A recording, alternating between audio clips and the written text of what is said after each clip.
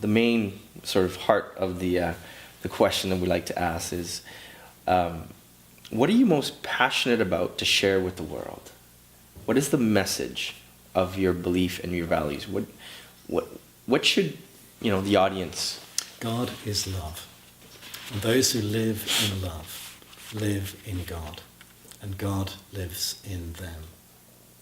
And that's a quote from the first letter of John in the New Testament. And it's a Bible verse that I come back to again and again. It's a very simple idea, very simple statement, but it is very, very profound, very, very deep.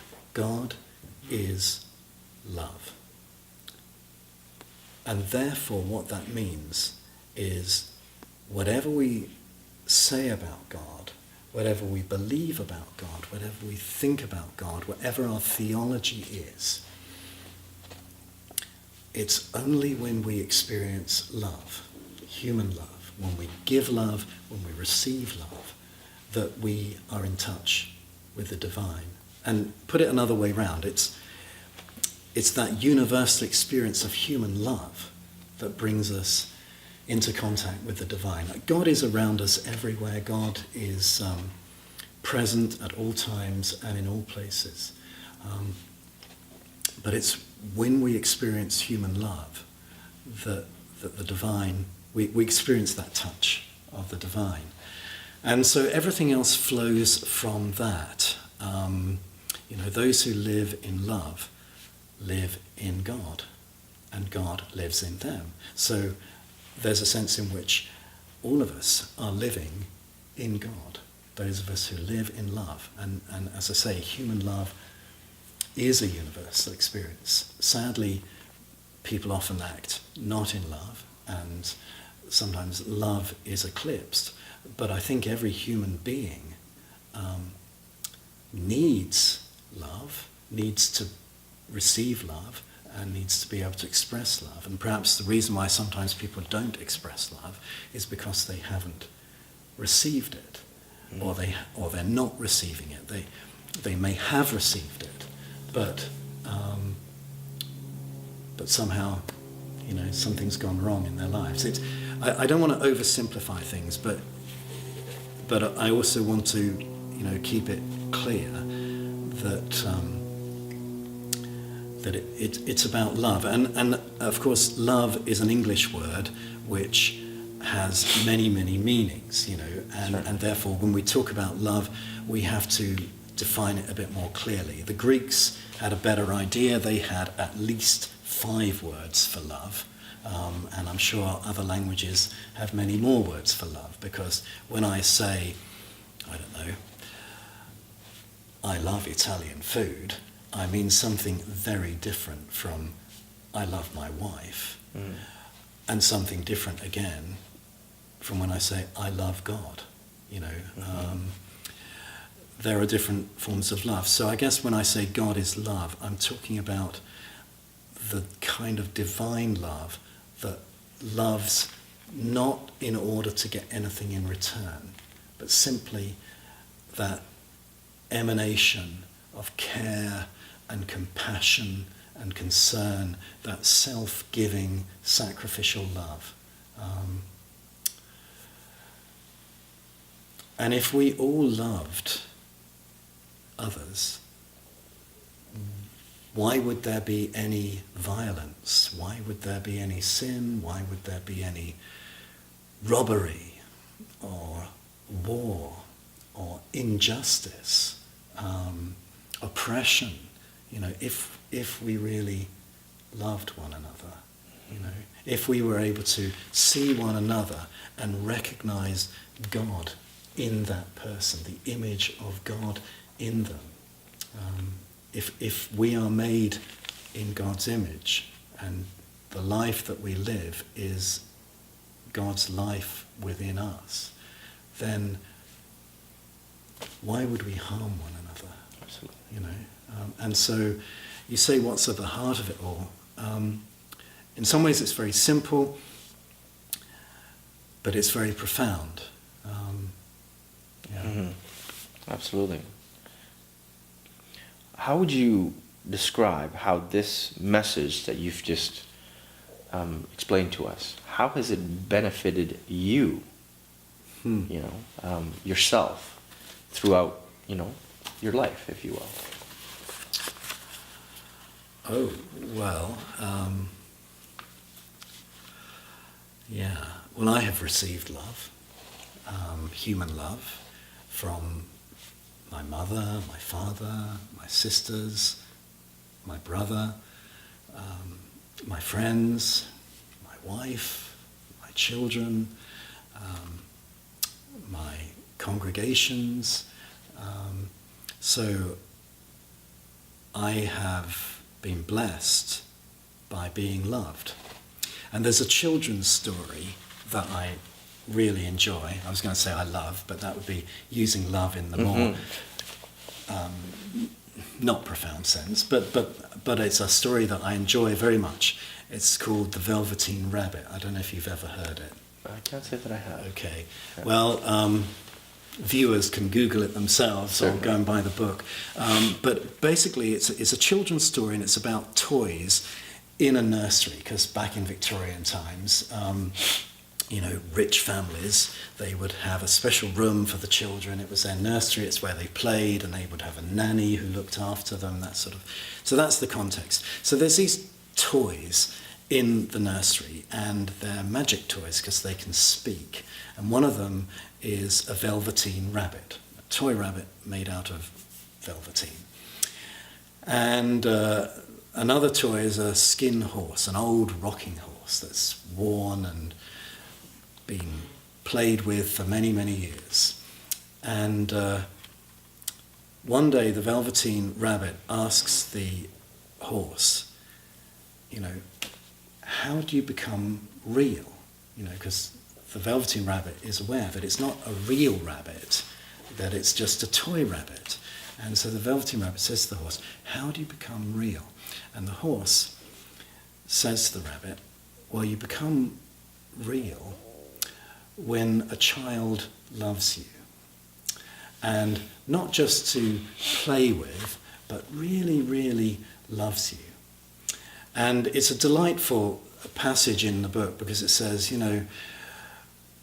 by the time you become real, you'll probably been,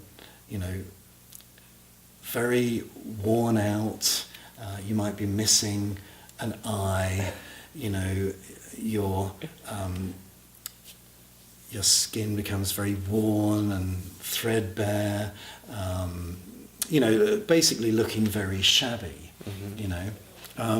And it's delightful because it kind of, you get the image of a older person who's seen life and their hair's begun to fall out and they've gone wrinkly and what have you. And the horse says, but when you become real, you can never become unreal. And the fact that you look shabby and worn out doesn't matter, except to people who don't know. And it's quite profound. It says that people who break easily or who have sticking out edges and are easily, damaged, it's very difficult for them to become real. But the key point is that the toys become real by being loved. And it's a parable of human experience. Mm-hmm. Human beings become real by being loved. And it's about becoming who we are. It's about becoming the people that God has created us to be, fulfilling our potential. Mm-hmm. And so, as someone who's received love, I believe that love has made me the person that I am. And I believe that is, again, universally experienced. Sadly, maybe not as universal as God intends it to be. Mm-hmm. But ultimately, perhaps that's where we're heading. I hope that's where we're heading, for us to become real at last. Excellent. And that very likely won't be in this life, but in the life to come, I believe that things will be more real than they are here. And in fact, who am I to speak? Because I've never died and seen what is beyond death, but I like to think that when we die and are born into whatever comes next, that if we can remember this life, and who knows whether we'll even be able to remember it, but I kind of think that we must be able to remember it in some way, otherwise we won't be who we are. But when we remember our life on earth, it will seem less real and less substantial than the life that is to come. Absolutely. Okay. Oh, that's profound. Yes. Well, it's not original to me. I can't claim credit.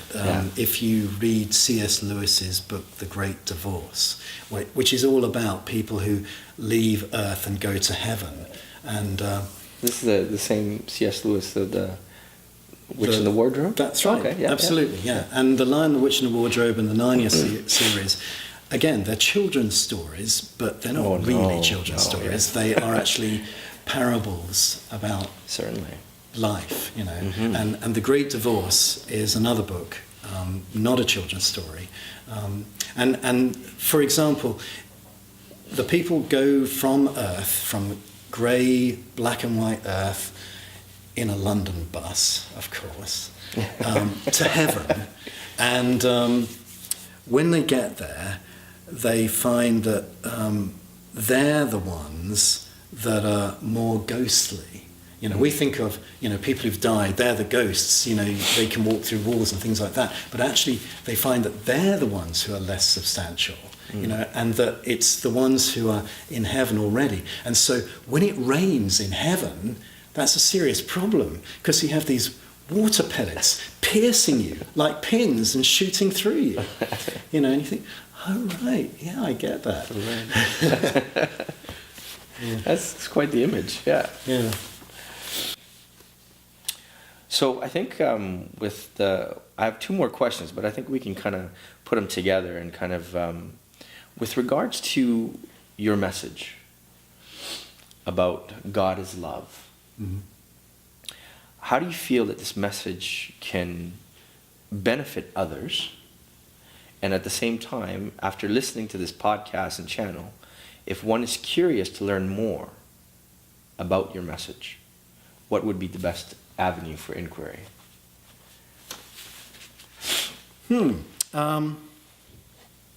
Sorry, what was the first bit again? The first question is with regards to the message, your message of God is love. How do you feel that if someone was to hear this message, how it could benefit them? Because I think, Okay. Well, in some ways, it's such a simple message that hopefully people can work it out themselves. If God is love, then if they want to experience God, then practice love. Love. Go and love someone. Go and find someone to love, but not in a way that's going to, be intrusive into them. You know, so pick up some random person in the street. I've come to love you today. Oh, it's okay. I don't need it, thanks. But it's about being aware of other people, and perhaps the way to love people. I'm not sure which way round this comes. You'd think I would have figured this out by now, but that what I was going to say is, in order to love someone, and I might put this in reverse order. I will put this in reverse order in a minute. In order to love someone, we need to recognize the divine in them. We need to recognize the image of God in them, to recognize that God is in every person, potentially, and actually. And that by loving them, we may draw forth that image of God in them. So in other words, we love them into reality. We love the image of God that is in them. We bring it forth. Now, again, this is not an original idea to me. I'm cribbing this from another of my great spiritual heroes, Thomas Merton. We heard earlier that I've been involved in the Thomas Merton Society in Britain and in Canada. He said, if I can allow the Spirit of God in me to love the Spirit of God in you, then the the Spirit of God in me, loving the Spirit of God in you, will draw forth God's image in you. And God in you, loving the God in me, would draw forth the image of God in me. Okay? And I found that very profound. I thought, aha, so the way to help people to become more godly is not to preach at them and say, become more godly, but to love them. And that the Spirit of God, it's not us doing it, it's the Spirit of God in us, will work. But to put it the other way round, in order to see that Spirit of God or that image of God in the other person, we need to love them. So it works both ways. In other words, if I show love to a person, that will help me to recognize that God's life is in them. But at the same time, telling myself, this is a child of God. God is in them. The life they live is, the source of it is divine. That sort of intellectual knowledge, if you like, would perhaps motivate me to then love them as a child of God. So it's kind of saying the same thing, and maybe it's not one thing before the other, but actually the two things at the same time. Same time, okay. You know, that we, by loving one another, we draw forth that image. But one of the reasons to love is so that we can recognize that image. Sometimes I take a simple idea like that, and I just make it sound so complicated. No, that's wonderful. I mean, yeah. So, you know, the second question, which was,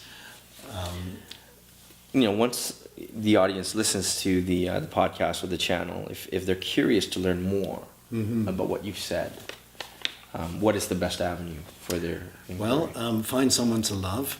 Okay. Probably the person sitting next to them. Right. Or probably someone at work who really annoys them. That they're always good ones to start with. Although also our friends who perhaps, you know, are going through hard times or challenging times, or members of our family. Perhaps it's about not reacting when we are offended or hurt in some way. Instead of reacting, pause and retain our balance to continue to love. And I don't say that like it's a very easy thing, because sometimes it can be very difficult. Unfortunately, as you know, there's a lot of cruelty and oppression in the world. And usually that cruelty and oppression is caused by other cruelty and other oppression. You know, this people oppresses this people because this people were oppressed by this people, who were oppressed by this people. You know, and it's just a cycle of violence. And I guess it's about trying to break that cycle, break the cycle of violence, break the cycle of hatred, and say no. And hence we have the profound truths that we have in Christianity and in Islam and in all the world faiths. Love your enemy. You know, the natural thing would be to hate your enemy. But no, love your enemy. You know, so that your enemy is no longer your enemy, or can be transformed from being your enemy. I always encourage people to read Thomas Merton, because you know, he's been a source of spiritual inspiration and strength to me. However, he wrote an awful lot of books and articles, and it may be difficult to know where to begin with reading Thomas Merton. I would encourage people to begin by reading his autobiography, which he wrote halfway through his life. So it only tells the story of his journey to faith, really, and journey into the monastery. And that's called The Seven-Storey Mountain. But I would also encourage people to read his journals, because in his journals, you get his own account of his struggles and the things he's thinking about and wrestling with, and you get to accompany him on his spiritual journey, and he accompanies us vicariously on our spiritual journey. In many ways, I would regard Thomas Merton as a spiritual companion who has accompanied me on my journey and has helped me think things through and who has inspired me. I would encourage people to go and read The Great Divorce by C.S. Lewis. It's a good read. It's not a long book. It's not a difficult book. It's a fun book. Excellent. And if you're in the neighbourhood, if anyone's in the neighbourhood, come to St. Francis-in-the-Wood. Always be happy to, make you a cup of tea and sit down for a chat. Excellent. Well, Reverend Angus, that concludes our podcast and our channel show. The message is God is love, and to break the cycle of violence and oppression. Absolutely. And I thank you very much for Thank you. giving us the opportunity to speak to you, and we hope that our listeners gain a lot of insight.